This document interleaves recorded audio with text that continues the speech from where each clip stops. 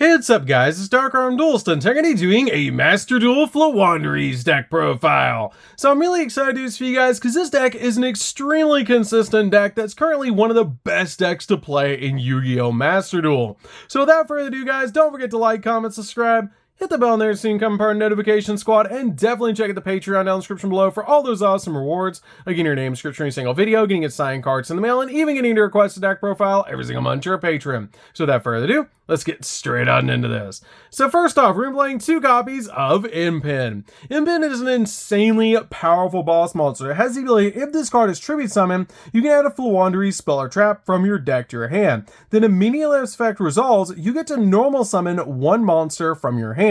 And while this tribute summon card is in the monster zone, your opponent cannot activate the effects of special summon monsters that they control in attack position. And once per battle, during damage calculation, if this card battles an opponent's monster, quick effect, you can banish 1 card from your hand, and that opponent's monster's current attack and defense become halved until the end of the turn, which is an insanely powerful effect. This card is a search, a floodgate, an extra normal summon, and if it battles, it halves the attack and defense of the monster it's battling. This card is an absolutely broken boss monster and a really good 2-of in the deck because it's searchable.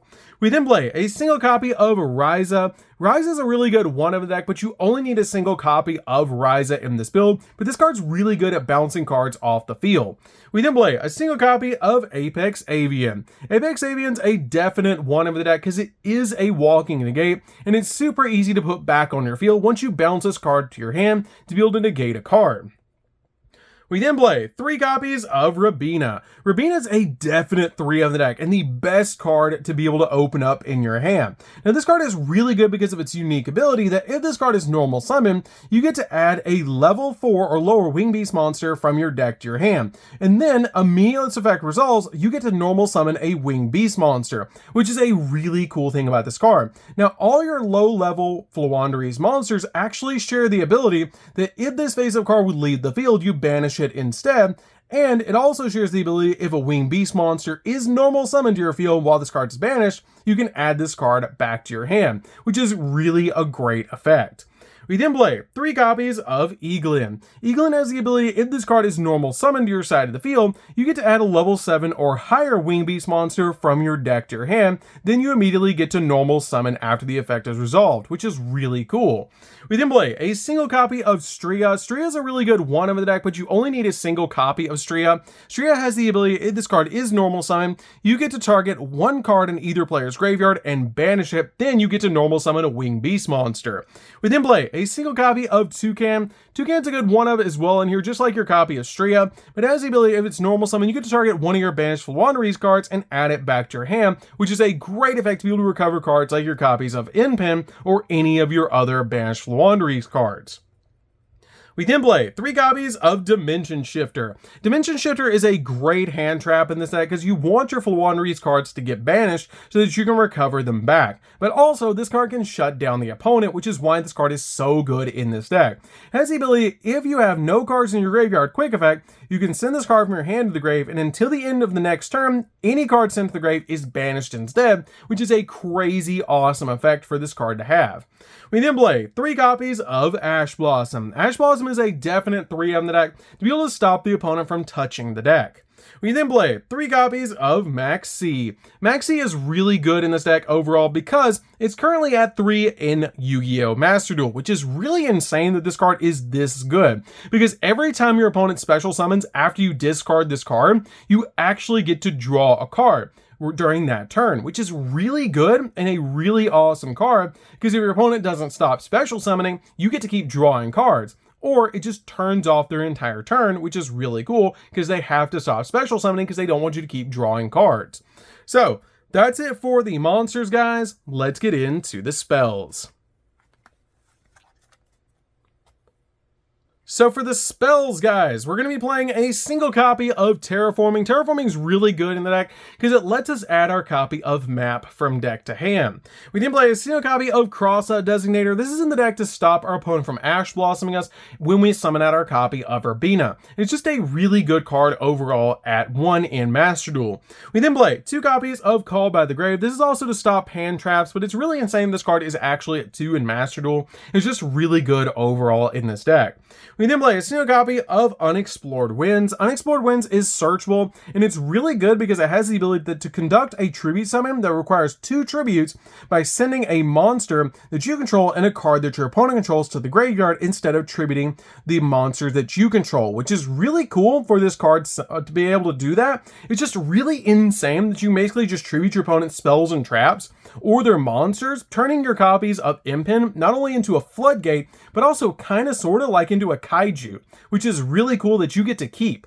And this is a really awesome card, and I love to play this card as a 1-of in this deck. We then play 2 copies of Magnificent Map, because Map is currently at 2 in Master Duel, and it's a really awesome card that's a great card if you don't have Urbina in your opening hand. Because during your main phase, you can reveal 1 level 1 Floowandereeze monster in your hand and banish a Floowandereeze card with a different name from your deck. Then, immediately after this effect resolves, you normal summon the revealed monster, which is really good because if you reveal Eaglin in your hand with this card and banish Urbina, you can then normal summon your copy of Eaglin, recover Urbina, and then also get a search off of Eaglin and basically do the combo backwards, which is really cool. I love this card in this deck, but it also has the ability that if your opponent normal summons, we get to normal summon, which makes this card absolutely insane because you get to play during your opponent's turn. We then play 3 copies of Advent for Adventure. Advent for Adventure is basically the Rhoda for the deck, but you do have to banish a Winged Beast monster from your hand or face up from the field to be able to add a Floowandereeze monster or a Floowandereeze field spell from your deck to your hand, which is really good. But we also gain 500 life points when we activate this card. We then play a single copy of Prosperity because it is currently at 1 in Master Duel, but this card is really good because we don't need the extra deck in this deck at all. We basically just play a toolbox of cards in the extra deck, so this card is just really good overall as a 1-of to be able to dig into the deck to be able to get the exact card that we need. We then play 2 copies of Extravagance. Extravagance is really good to be able to just draw 2 off the top of the deck, especially since we don't need the extra deck at all in this deck. And then finally 2 copies of Duality because it just went to 2 in Master Duel pretty much because of this deck. But this is really good because you reveal the top 3 cards of your deck and then add 1 of them to your hand, which is really good to be able to just dig into the deck for the exact cards that you need. So that's it for the spells, guys. Let's get into the traps.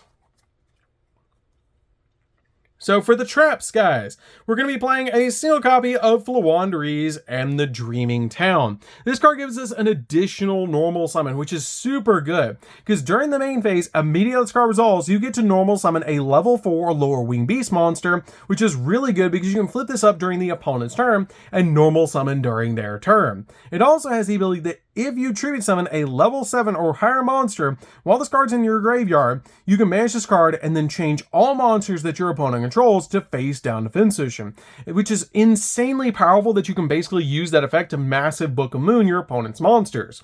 We then play 3 copies of Infinite Impermanence. Impermanence is really good in this particular deck to be able to stop your opponent's monster effects and to stop it with a copy of Crossout Designator for us, which is really cool. But you can also set this card face down, which is really cool about this deck, to be able to just set this card on your side of the field and lock down an entire column, and it's just really good overall in this build. I absolutely love this card in the deck. So that's it for the main deck, guys. Let's get into the extra deck.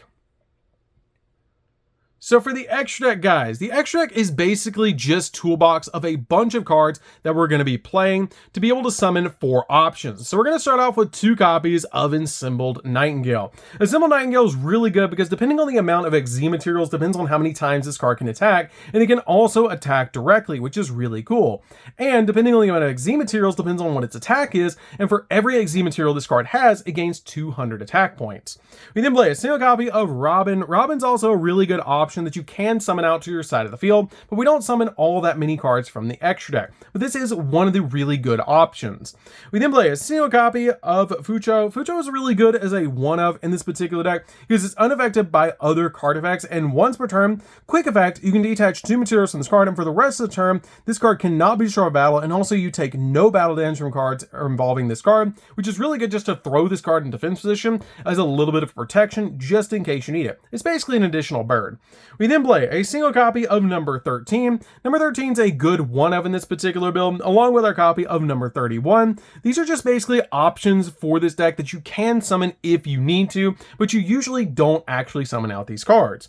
We then play a single copy of Downer Magician. Downer Magician gives Zeus an additional material, and we also play a single copy of Zeus.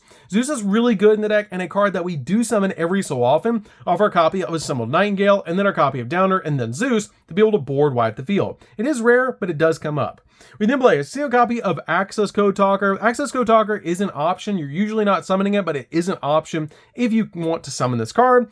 One copy of Unicorn to spin stuff, Phoenix to pop spells and traps, Cerberus to pop monsters, one copy of IP Masquerena to be able to make the copy of Unicorn during the opponent's turn. Link Karibo, we do summon this every so often in the deck because you can protect yourself from an attack. And then finally, Relinquished Anima. Relinquished Anima is really good in the deck overall because you can target basically a monster this card points to and gobble it up. And since all of our birds are low level, that are the low level ones, you can actually gobble up cards that this card points to, which is really cool. But basically, the most important cards in the entire extract is your copy of your Assembled Nightingale, Downer, Zeus, Relinquished Anima, and your copy of Link Karibo. That's what I usually summon in this particular deck.